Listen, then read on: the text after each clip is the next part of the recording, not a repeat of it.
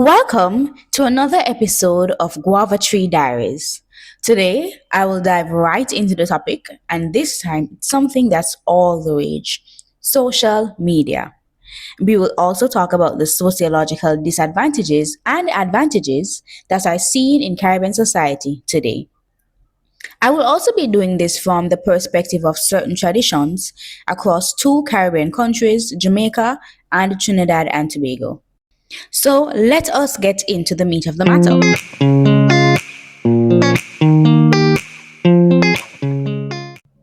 So to begin, let's use Jamaica. So in Jamaica, the indigenous Jonkonnu Masquerade Festival, otherwise known as Jonkonnu, is losing ground to Western holidays like Halloween. In Trinidad and Tobago, the storied carnival is increasingly influenced by global marketing and has become a social media driven spectacle.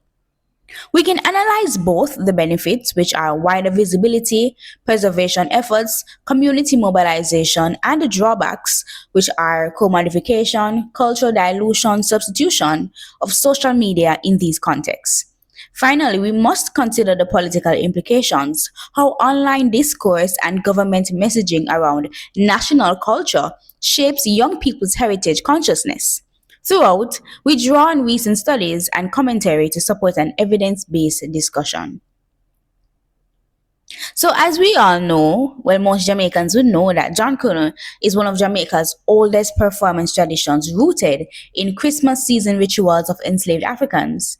At its peak, John Connor combined masquerade, dance, drumming, and satire, providing rare communal expression and subversive resistance during slavery.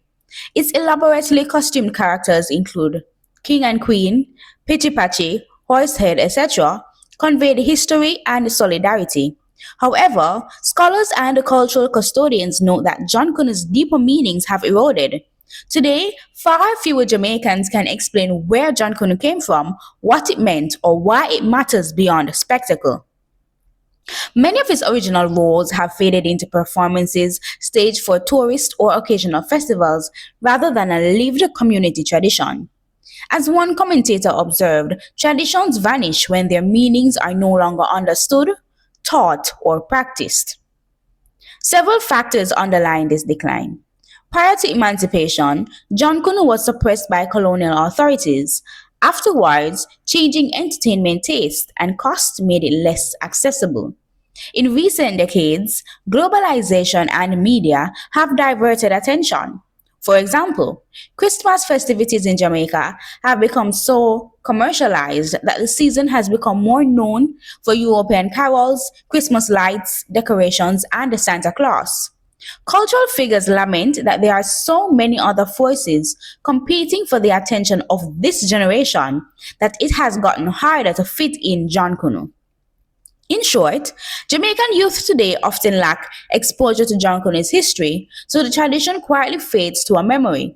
A striking modern force is social media's role in popularizing Western style celebrations.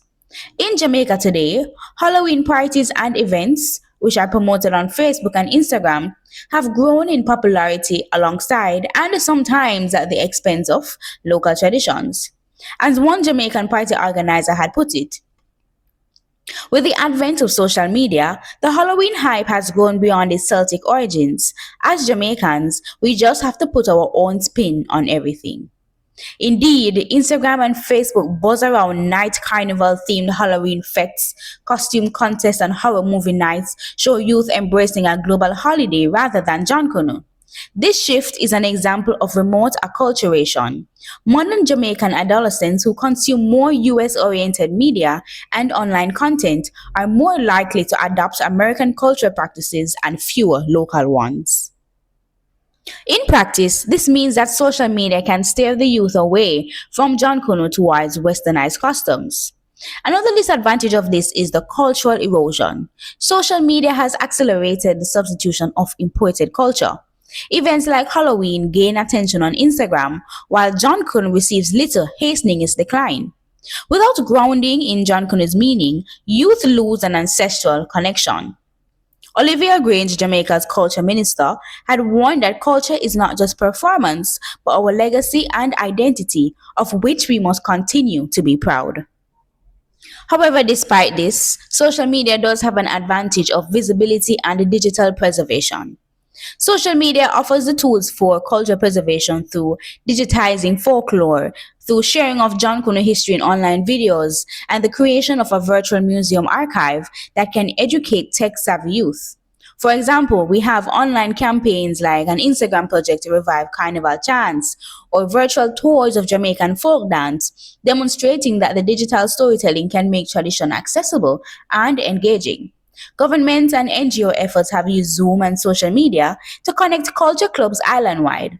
One Jamaican conference in 2021 was broadcast on JCDC's social platforms, showing that even during the pandemic, restrictions, young people still embrace and preserve our culture and heritage. In this way, social media can mobilize the youth as cultural stewards if guided to do so.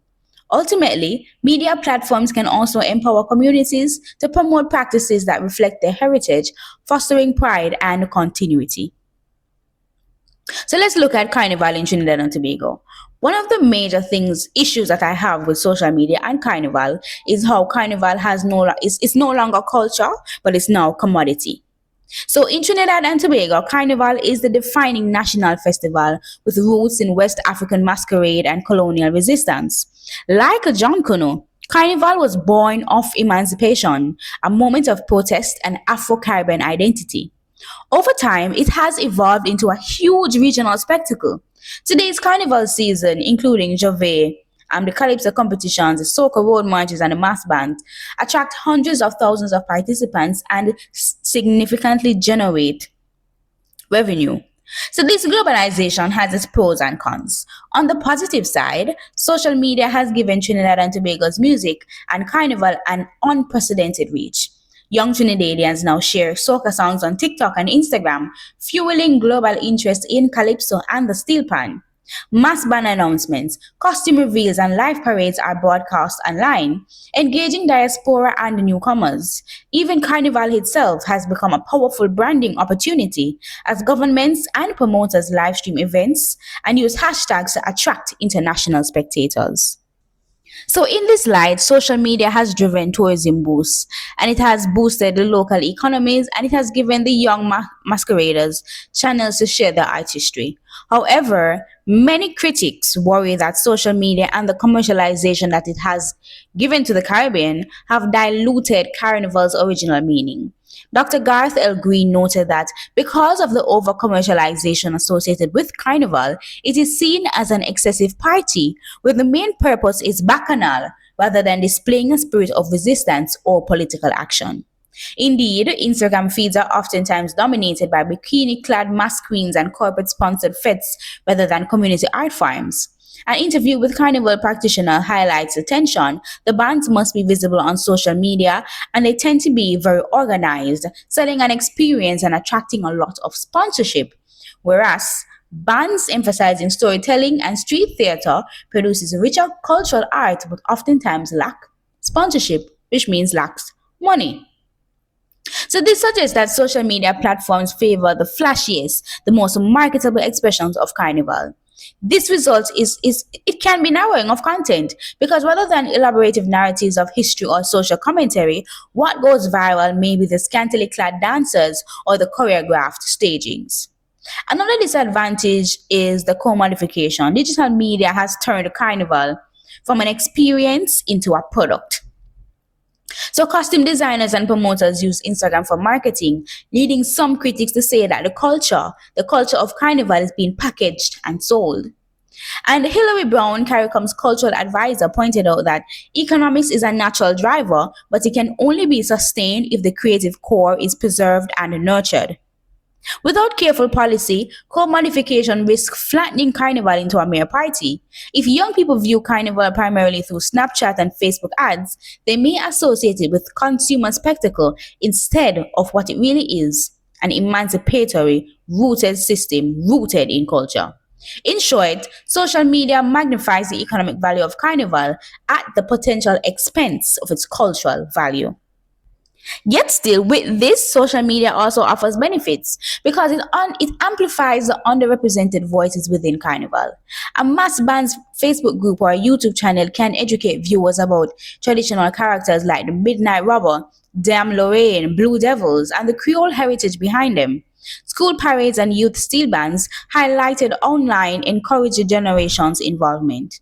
Moreover, Carnival has become a forum for civic expression. Pan or calypso lyrics oftentimes contain political messages, and these too are shared widely online. So, in this way, Carnival allows the voice of the dispossessed and the marginalized to be heard in the wider development process. As it relates to political and cultural messaging, so social media also intersects with politics and nationalism, right? So governments and political leaders in the Caribbean increasingly use digital platforms to promote culture. Jamaica's Ministry of Culture, for example, it oftentimes broadcasts national celebrations and cultural education programs on Facebook and Twitter, framing heritage as central to citizenship.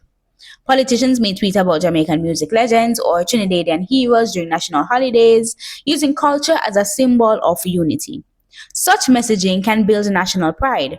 When the Prime Minister posts a reggae month greeting or an MP shares a carnival parade video, it reinforces that these traditions belong to the state narrative.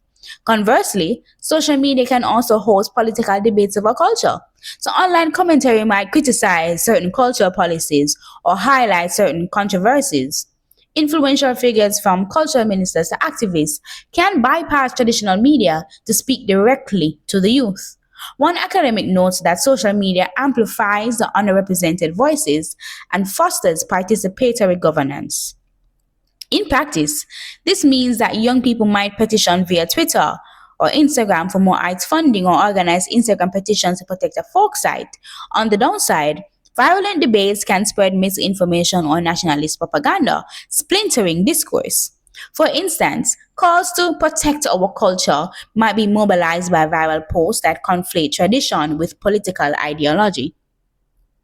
Scholars warn that digital media presents opportunities and pitfalls, that they enhance informed engagement but also facilitate misinformation, polarization, and fragmented discourse. To sum it all up, social media is now a stage for cultural politics. Right? So carnival bands can airbrush historical narratives and festival imagery can become part of a political branding. The meaning of a cultural event can be contested on social platforms, as when religious leaders or NGOs weigh in on carnival content via Facebook.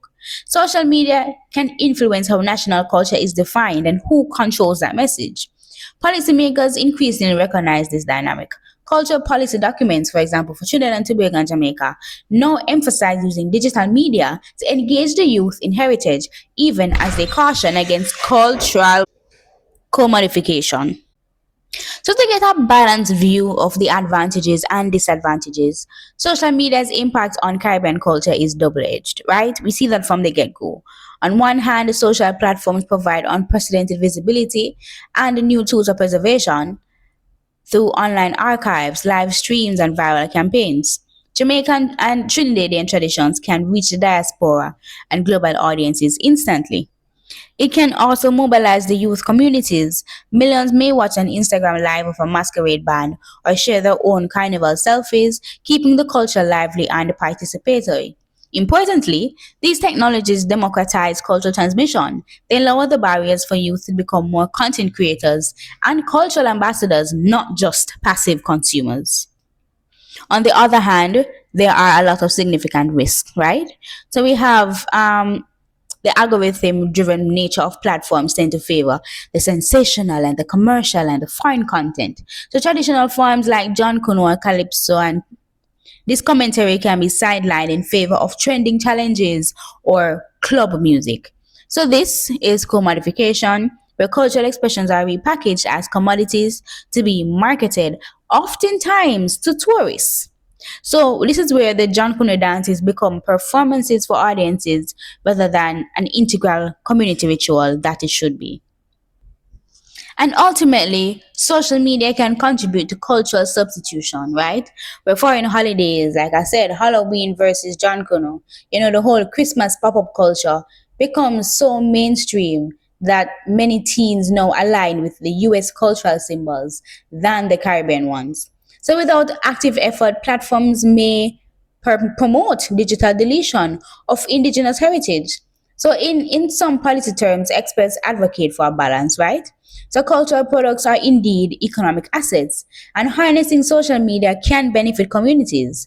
But public policy must ensure that commercialization does not sever tradition from its roots. So, in both societies, social media shapes how the youth see themselves, right, as bearers of a unique heritage or as citizens of a global media culture. For many, the task should be to harness social media's advantages and mitigate its harms. So this means using online channels to teach and celebrate local tradition while educating the youth about the media's biases. So when cultural history is posted alongside hashtag Caribbean Pride or when a Calypso lyric is explained in a viral video, social media can become a force for cultural vitality. But if left unchecked, the same platforms can turn heritage into a mere attraction with authenticity slipping into second place. By highlighting the benefits which are visibility, engagement, cross cultural dialogue, alongside the costs which are commodification, erasure, cultural substitution, Caribbean societies can navigate this new digital terrain with intention.